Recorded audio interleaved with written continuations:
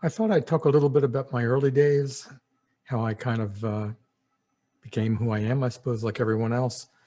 And that, of course, begins in childhood. And first thing is, I was actually have a twin sister.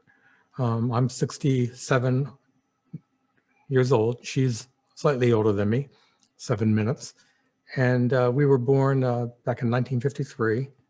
And I remember some very early things like being in the crib together, I think, with her, but I can't, not positive. It's one of those little images you have about something from a long, long time ago. So it might have been something I think I remember, but it's actually just, something I recreated later. But anyway, we were twins. My mother, we lived in a little Cape Cod house in Princeton, New Jersey, I had 8 brothers and sisters, including myself. Yeah. And actually, at any one time, only maybe 7 of us were home. My 2 oldest siblings had left the house for college around the time I was born. So they were more like, they were kind of like uncles and aunts, basically, but wonderful brothers and sisters, nonetheless. And one of whom I've lost, my first sibling, my oldest brother, Robert, who was a career military person, was in the Marine Corps, went to Vietnam, was a captain there, just passed away this past September, 2020. Anyway, what I remember about the house, very small, multiple kids to each room. We were well fed. My mother had ideas about, really actually good ideas about nutrition. She did not allow what she called junk in the house. It was all good food, good solid, stick to your, ribs food. Not a lot of meat, not even a lot of pasta, which was interesting given we're Italian family. She basically, had to feed a lot of people. So she had it broken down into a kind of a regimen. Our breakfasts were, I think it was Monday, we would have oatmeal, Tuesday, wheatina, Wednesday, oatmeal and wheatina mashed together, Thursday, maybe cold cereal, and then Friday, maybe eggs. That was regular. And then sandwiches for lunch. When we go to school, she would make our lunches. And I do remember something called smoked ham. It was pretty awful. I don't think they make it anymore. Maybe they do, but it's not what I ate, because this was more like very, very salty stuff. And I just remember not liking it. But there was always fruit in our lunches, and our lunches came in lunch bags. My mother would, put our names on each bag, that kind of thing. And we went to school at a church, not a church, a Catholic school that sat alongside the church, St. Paul's School in Princeton, New Jersey. And I went there and my sister went there from kindergarten through 2nd grade. Then we moved to a town called Lawrenceville, just 5 or 6 miles north of Princeton. And we lived in a colonial house, not far from Lawrenceville Prep School or Rider College. Some of you may know about either of them. And that was fine. That was fine. At the time, though, we had to switch from Catholic school to the public school in Lawrenceville.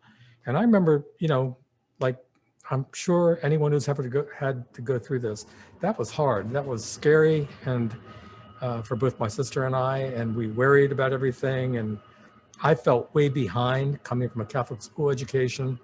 I didn't really, I don't know, we were doing program learning. They were doing something called Scientific Research Association, SRA learning, and it was new for me. It was not the way the nuns taught or the other lay people who taught back at St. Paul's School. And this place was called Ben Franklin School. And I was there from 3rd grade through 6th grade with my sister. And I remember some really good teachers. I remember feeling pretty safe there, basically, once I got used to it. Had some good friends, wonderful friends, really, and only got in 2 fights. And they were fine. They were, the fights were over quick, but I've never had any other fights in my life, physical fights. So I'm glad about that, even though I've at times wanted to, take care of matters fistically going forward. But anyway, that was an interesting time. We would walk to school from our home, maybe a third of a mile to and from, and that was always nice. My sister and I, and sometimes some kids that lived along the way. Um, our house was this colonial place, as I mentioned, very nice place. Um, farm fields all around, a golf course within 200 or 300 yards we used to hike over to and walk around the golf course and have adventures. It was a really wonderful place to grow up. It's changed. I mean, well, for one thing, our house is no longer there. It's been razed. Unfortunately, back in the 70s, I think they put in I-95 about 100 yards from our house, passing by Trenton, New Jersey. We were in Lawrenceville, slightly south of Trenton, but the highway passed right by us. And at that time, I was no longer at the house. I mean, I'd moved to Baltimore to go to college. And so I didn't have to put up with it, but it made the place really difficult to be around. It was loud, and my parents were okay with it. They just kind of suffered through. And and I think their hearing was not as good, so they didn't mind the noise. But going back a little bit, I spent a lot of time in my youth helping my father at his gas station in Princeton, New Jersey, on Witherspoon Street, which was named after one of the signers of the Declaration of Independence, John Witherspoon. And that was a whole separate part of my life. It was pretty great when I think about it. I didn't like it at the time. I didn't like having to go to work every other weekend, Saturday mornings from 7 in the morning till 9 at night, and then Sundays from 9 to 5. And then weeknights, always a Thursday night. I think a Monday night and a Thursday night, I'd go and help my dad in the evening. And he was taking care of he had a partner who was his brother. And they would switch weekends on and off, and Thursdays on and off. And but lots of hours, long hours. My father just went to work every day. He was really something. I could never understand how he could get himself out of bed to go to that place. But it really wasn't a bad place either. It was a place where for him, I'm sure, to me, it was just drudgery because I couldn't be with my friends who'd be doing what I wanted to be doing. But for him, he was raising his family. He was a very simple man. He was a wonderful man. My father, I'm so lucky. I never go a day without thinking just how lucky I was to have a dad like him. He was not terribly sophisticated or emotional, or he was funny. He loved entertaining people with his, we would call them dumb jokes, corny jokes, whatever, but he got a real kick out of being noticed. And I'm probably in that mold too. I like that. I like it when I'm comfortable, and he liked it when he was comfortable too.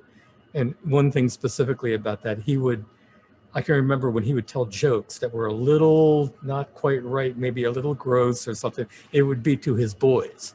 My brother Bob, my brother Joe, Tommy, and myself. And if this were at a dinner table where there were women or my sisters or my aunts and uncles, he would only engage any kind of, I don't know, maybe a physical gesture that might cause us to laugh, which he would repeat over and over. He would only do that first by looking around and making sure none of the women were looking. He was very, very good that way. He never was, and in any way, he carried himself as a gentleman, especially with women and people who are visitors. But with the boys, he had fun. He liked being with his boys. And another thing about him, and I will be eternally grateful, he inoculated me against ever laying my hands on a woman or any kind of physical violence toward women. Because in our house, and I learned this not through words, but through his actions.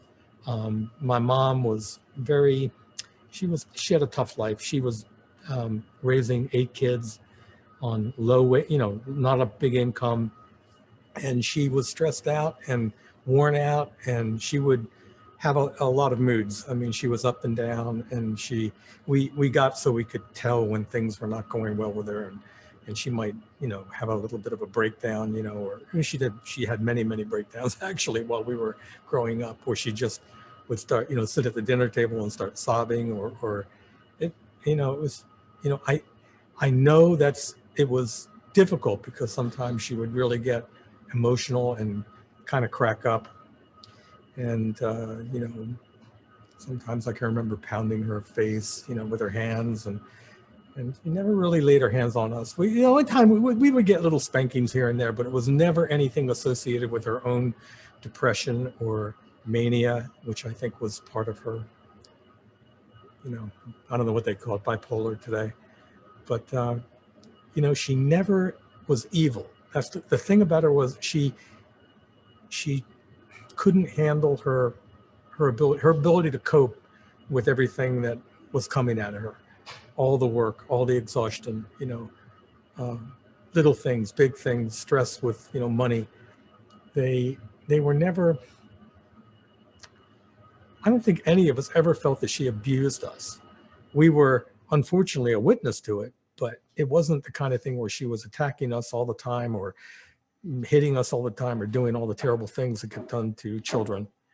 I basically remember thinking that she, you know, I kind of loved her, you know, she was my mother, and I'm sure abused kids also love their mothers, but I don't think that was really what happened. I think it was unfortunate that we had to grow up with that, because it definitely affected our lives, and still affects our lives to some degree. Although we've, you know, I feel like I've made peace with it, and just when I think about her, you know, I think about her very fondly, and I wish her life could have been easier. And she did try. She really tried to be a decent person. And as the stresses and the children left, you know, go off to live their own lives, both my father and her became much more relaxed, and they were much happier people. She was much easier to be around. She was much less religious with the Catholic Church, and she was not, you know, she was later on in her life, she didn't seem to have to look to the Catholic Church for consolation, I guess, you know, or some sort of way to deal with her problems. So, you know, that in a little bit of a nutshell was my upbringing, my being around kind of a chaotic upbringing, but with many positive aspects to it. And maybe I'll talk more. I know I'm going to talk more about these things as I go along and try to pick them apart more. I can't really just begin to describe in just a few minutes what life was like back then, and what it, you know, I'm doing this because I want to re-experience some of it myself and think about it, and somehow maybe take advantage of what I think about and what I'm more creative aspects of what I'm doing now, maybe through some writing or through my painting or through filmmaking. And, you know, there's much to be mined in those areas from our past, obviously. I mean, I think just about everything that comes to somebody creative comes from earlier experiences. So, okay, I'm gonna stop jabbering for now and think about maybe what to talk about tomorrow, and keep building these little videos. Okay, thank you.